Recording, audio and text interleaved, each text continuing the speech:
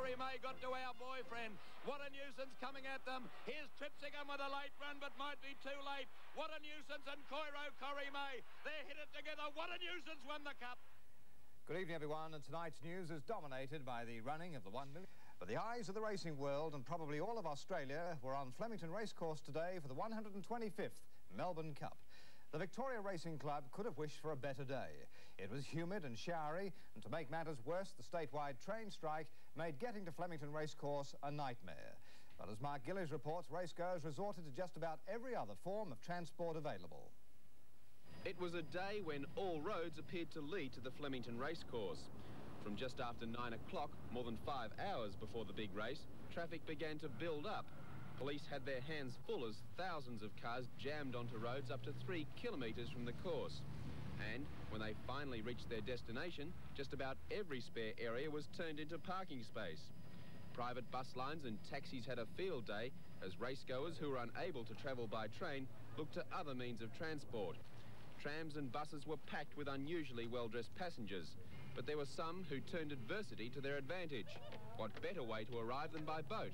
On the Maribyrnong River, vessels loaded with people made regular stops at the edge of the course.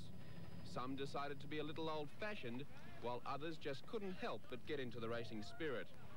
And when all else failed, there was no better mode of travel than the oldest known to man, even if it was a little tiring. Here's a lift.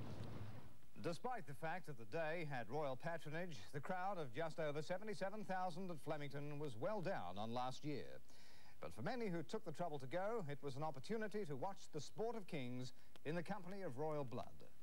Prince Charles and Princess Diana beat today's traffic snarl by boating into the races, accompanied by a flotilla. Prince Charles later admitted he'd picked second-placed Corrie May.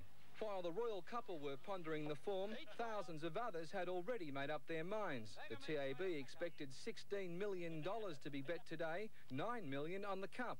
That's without what was bet with the bookies. Police told journalists and photographers covering the royal tour that they couldn't film the royal couple in the stands during the race, and they carried out that order with some force. Police extended their order to all media, including those actually covering the Cup meeting. A Channel 9 camera was pushed from the operator's face and police attempted to block our view. We were later allowed to film the presentation where Prince Charles had a quip about what should be done with the Cup. I've been trying to persuade the chairman that the Cup should be gently foaming with Fosters when it is presented, but it seems that most of the supplies are in Britain at the moment. The royal couple left the racecourse. Through Acton, Princess Diana has worn the black and white ensemble before and should have made more of an effort to impress. The Princess of Wales wore a simple suit, a black skirt, a white jacket with black lapels and a black and white hat. As usual, the cameras dogged her footsteps. No doubt some of the women who annually pose without prompting thought what a nuisance because they were missing out on media attention. Actually, many people chose the striking contrast of black and white for their outfits, and like Princess Diana, the tone was quite conservative. The customary outrageous outfits were few and very far between. However, not everyone thought that the princess eclipsed the fashion field. I am told by a number of people that it was worn at Ascot and in Florence. I think perhaps someone could have briefed her better to know that this is our most important day for fashion and for really going gung-ho and making a statement. The annual revelry in the members' car park was subdued today, probably because last night's torrential rain left it a quagmire, and it spelt the finish of many women's shoes. The clothes conscious will have their last chance to shine this Thursday, which is traditionally Fashion Day. And of course, the Princess of Wales will be in Canberra by then, no longer hogging the cameras in what's normally their domain. Somewhere there's a person or syndicate richer by $600,000 as a result of the win by What a Nuisance. They hold ticket number 58218 in the Tatts Melbourne Cup Sweep. Robin Uglow attended this morning's draw. If you were looking for an omen for today's big race in the Tattersall's Cup draw, there were plenty to find. Number 8 dominated, Mapperley Heights. 3 18s were drawn in a row, Corrie May. And there were plenty of 9s or its multiple for Fox Seal. About 100 or so ticket holders gathered for the draw, considerably less than in other years. A Tatts representative said the train strike seemed to have put people off, and that even ticket sales had been affected. As Melbourne Lord Mayor Councillor Tom Lynch drew the horses' names, there was a buzz of excitement, followed by an almost deafening silence of disappointment as the numbers were drawn from the big metal barrel holding the 200,000 numbered marbles. This is the first time the cup draw has been completely anonymous, and if anyone present had a winning ticket, they weren't letting on.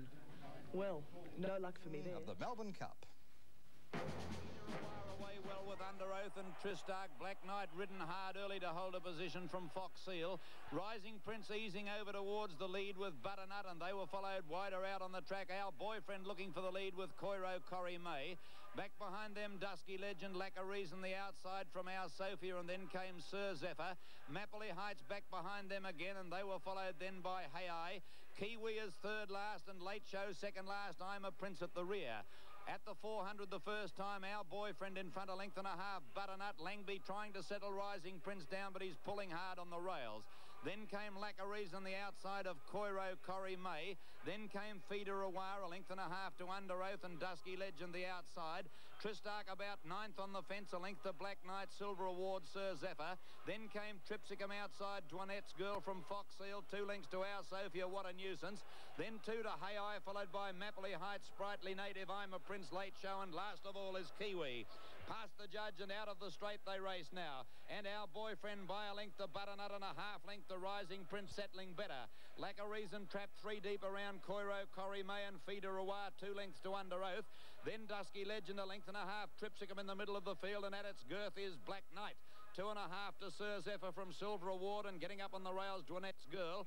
A length Tripsicum inclined to pull a little there from Fox Seal, What a Nuisance. 1 to Our Sophia, a length and a half further back, I'm a Prince, Hey 2 to Sprightly Native. Then 2 to Mapley Heights, Late Show, and last of all Kiwi, 30 lengths off the lead.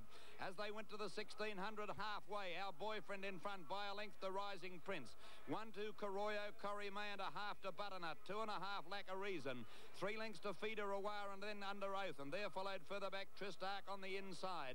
On its outside is Black Knight and Dusky Legend, a length to Sir Zephyr. 2-2 on the outside of them, Silver Award, and there followed by Dwanette's Girl, a length Tripsicum. Then Fox Seal, What a Nuisance, a length Our Sophia, 20 off the lead. Then I'm a Prince, Hey 1 to Mapley Heights, pull to the outside. There followed 2 lengths away by Sprightly Native, Late Show, and 3 lengths to Kiwi last. 1100 to go in the cup. The leader, Our Boyfriend. 1 length to Rising Prince. A length and a half, Coiro Corrie May and Butternut. 2 lengths to Lack of Reason on the outside of Feeder Awar. 1 to Black Knight getting forward from Sir Zephyr. On the outside, Under Oath. A length to Tristark looking for a run from Silver Award, Dusky Legend. Then Tripsicum, Our Sophia still back about 17th, and Kiwi 2 lengths last with Late Show in front of it. On the turn, 650 to go. Our Boyfriend, a length, Rising Prince. 1 away came Butternut, Coiro Corrie May from Lack of Reason, Under Oath. Then Dusky Legend to the outside. Tristark trying to get a run. Black Knight badly squeezed up, and Kiwi going to the inside. In the straight, Our Boyfriend the leader. Rising Prince is gone. Our Boyfriend kicked 2 in front of Butternut, Coiro Corrie May. Feeder Awar's running on, and What a Nuisance getting out with a good run. Tripsicum is coming home well on the outside. Tristark is next. Our Sophia a long way back with Kiwi on the rails. 200 to go, and Butternut and Coiro Corrie May got to Our Boyfriend. What a Nuisance coming at them. Here's Tripsicum with a late run, but might be too late. What a Nuisance and Coiro Corrie May. They're hit it together. What a Nuisance won the cup. A nose to Coiro Corrie May. I think Tripsicum might have got third in front of Feeder Awar. And there the winner, What a Nuisance, at 15 to 1. Coiro Corrie May second at 10s. Tripsicum third at 33s. And the unplaced favourite was Our Sophia at 9 to 2. And for winning jockey Patrick Thomas Hyland, today's success was the highlight of a career spanning 28 years in the saddle.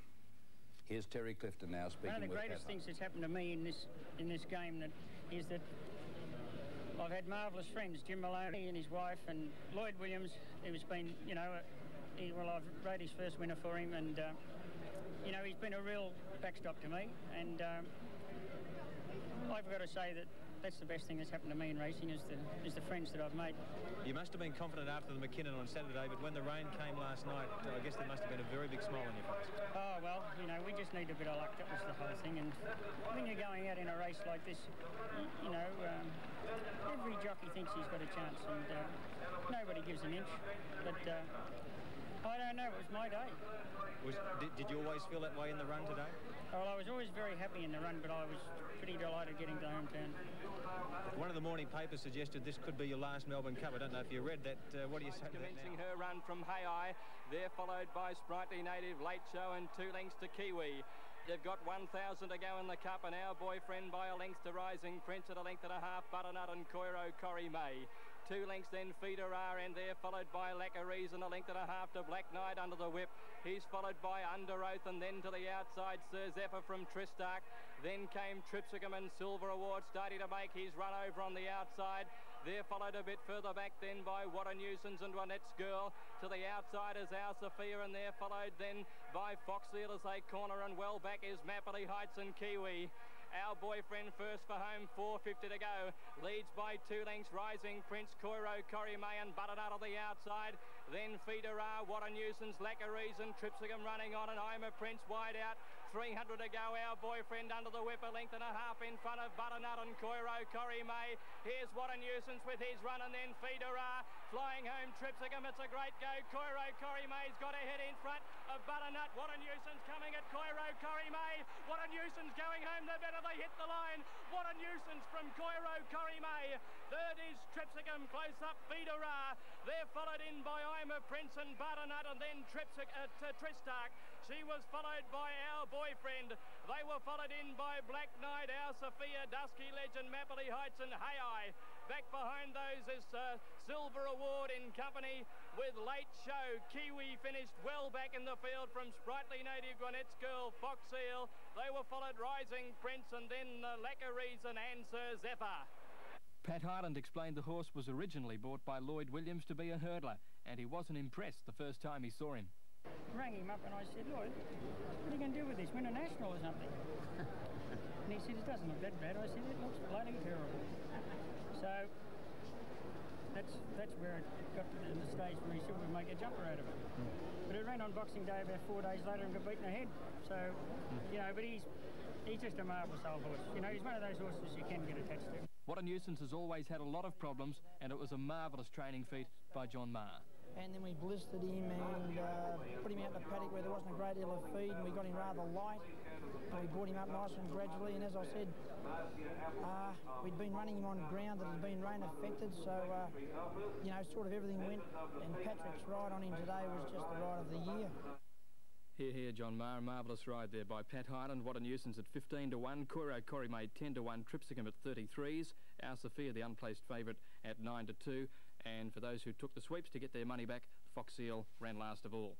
The feature doubles, and the first one for 158 and 173. The dividend $864.15, and the second feature paid $611 even.